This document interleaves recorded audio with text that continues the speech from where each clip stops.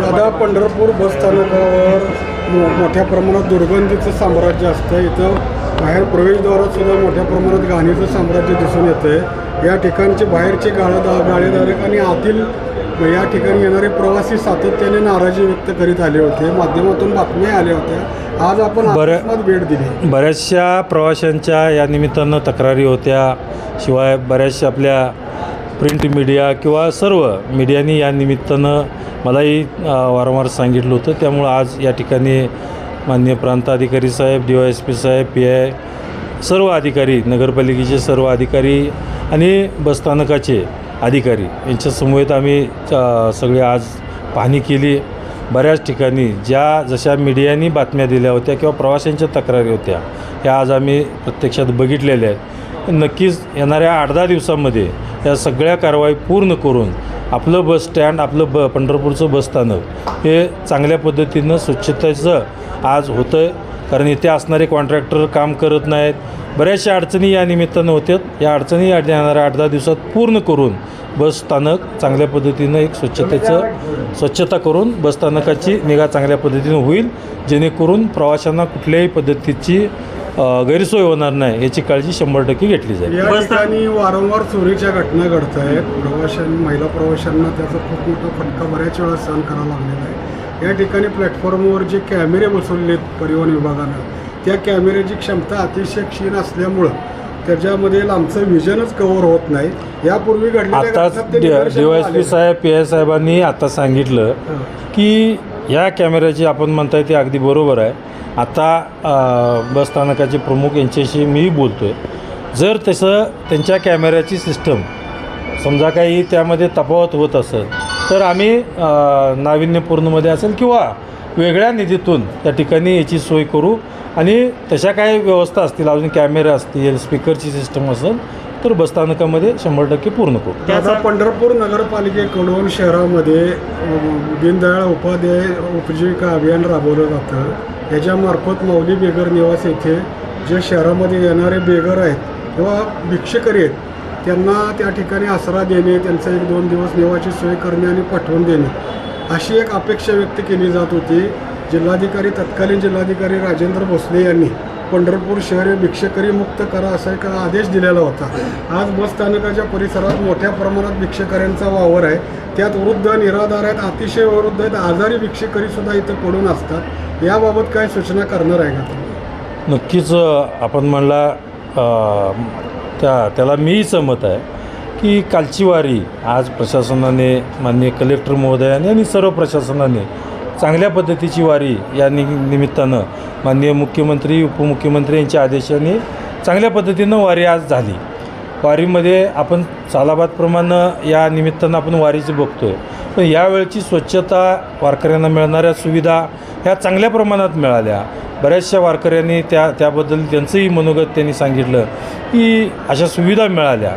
परंतु आज भिक्षुकांची किंवा असे आज आपण म्हणताय तर त्याच्यावरती सुद्धा माननीय कलेक्टर महोदयांशी, प्रशासनाशी चर्चा करून त्याच्यावर निर्णय घेऊन आम्ही त्याचा योग्य तो आम्ही काळजी घेऊ. माऊली बेगर निवासासाठी वर्षाला 1 कोटीपर्यंतचं बजेट असल्याचं म्हटलं जातं. त्याची 100% राजाभाऊ त्याची माहिती घेऊन आपण बोलू.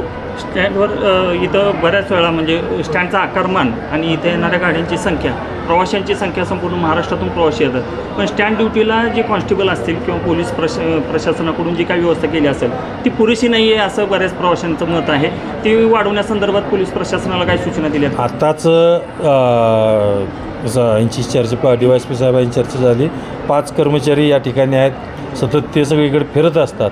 परंतु अजून जरी काय कमतरता पडत असेल, अशा काही घटना घडल्या असतील, मी आता आल्या विचारलं की किती गुन्हे आहेत इथले, येणाऱ्या किती जण तक्रारी आहे, तर वारीनंतरच्या तक्रारी यांच्याकडच्या एकदम अत्यल्प आहेत त्या.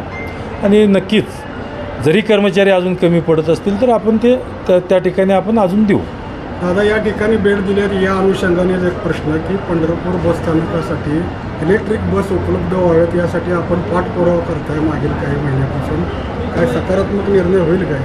100% सकारात्मक निर्णय आहे. इलेक्ट्रिक बस पंढरपूर, मंगळवेढा दोन्ही तालुक्यासाठी, पंढरपूरसाठी मला वाटतं 37 बस आहेत. 39 पंढरपूरसाठी आणि मंगळवेढ्यासाठी 27 अशा दोन्ही तालुक्यासाठी इलेक्ट्रिक बसची प्रोव्हिजन झालेली आहे. लवकरच त्या बस येतील. चार्जिंग स्टेशनचं चालू झालं. त्यामुळं लवकर बस त्या आपल्या सर्व प्रवाशांच्या सेवेसाठी या इलेक्ट्रिक बस काही दिवसातच त्या दाखल होतील. दादा, आज आपण या ठिकाणी अकस्मात भेट दिली आहे. या ठिकाणच्या ज्या काही बातम्या माध्यमातून येत होत्या त्यामुळे आपण या ठिकाणी तातडीने भेट दिली. असाच प्रकार पंढरपूर शहरात अनेक ठिकाणी अनेक नागरिक समस्या व्यक्त करताना दिसून येतात. तर असाच अकस्मात भेटीचा सिलसिला आता पुढे चालू राहणार आहे.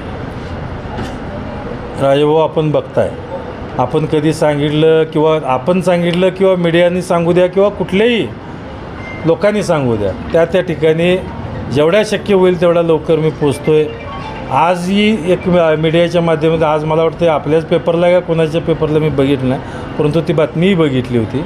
आणि मागच्या 8-10 दिवसात या बातम्या बघितल्या, त्या प्रवाशांचेही काही फोन होते. त्यामुळे आज अचानकच या निमित्तानं आमचं सकाळीच सर्व प्रशासनाचे अधिकारी आणि आमचं 1-2 तासापूर्वीच ठरलं आणि सगळेजण उपस्थित आहेत म्हटल्यावर आपण जाऊन भेटू. हे अचानक गेल्यामुळे इथली परिस्थिती खरोखर काय परिस्थिती आहे हे आज आम्हाला बघायला मिळालं. आणि या परिस्थितीवर काम करून प्रवाशांच्या सुखसुविधा या जास्तीत जास्त देण्याचा प्रयत्न या ठिकाणी प्रशासनाच्या मार्फत आम्ही करू, एवढंच आपल्याला खात्रीने सांगतो. यापूर्वी मंदिर समितीने या ठिकाणी पिण्याच्या पाण्याची सोय केलेली होती, 2 ठिकाणी व्यवस्था केलेली होती, परंतु ते आता अडगळीत पडलेलं आहे. मंदिर समिती आज पंढरपुरात जे भाविक येतात ते STच्या माध्यमातून इथं दाखल होतात. ह्या सगळ्या सुखसुविधा सूचना करणार आहे का? एक लक्षात घ्या, ह्या सुखसुविधा सगळ्या तपासून घेतल्या जातील. कुठल्या चालू असतील, स्पीकर, माईक किंवा येणाऱ्या बऱ्याचशा. आता आपण येताना बघितलं एका ठिकाणी साईडला कचरा एवढा गोळा झाला आहे. तर अशा सगळ्या गोष्टी त्या दूर करून प्रवाशांना एक चांगल्या पद्धतीचं आपलं बसस्टँड होईल अशा पद्धतीच्या सुखसुविधा ज्या बंद असतील त्या चालू करू.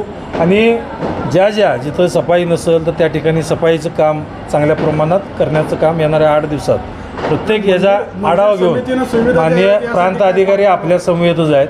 8 दिवसात ती मीटिंग घेऊन याचा सगळा आढावा घेतील आणि या ज्या गोष्टी कुठं सुखसुविधा कमी पडतील त्या पूर्ण 100% आम्ही करू.